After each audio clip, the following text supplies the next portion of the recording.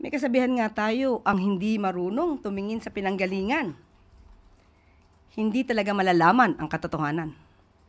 Okay, ang tandaan po natin, ang utang na 16 trillion ay kabuuang utang ng gobyerno simula pa noong mga nakaraang administrasyon.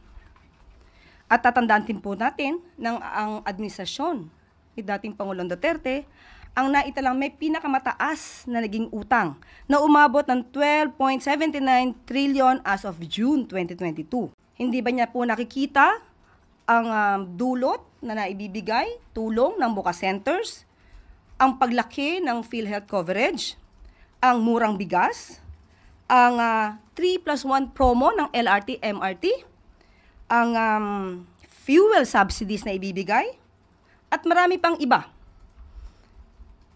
Nakakalungkot po. Mahirap po talaga. Mahirap turuan ang walang alam at walang balak umalam.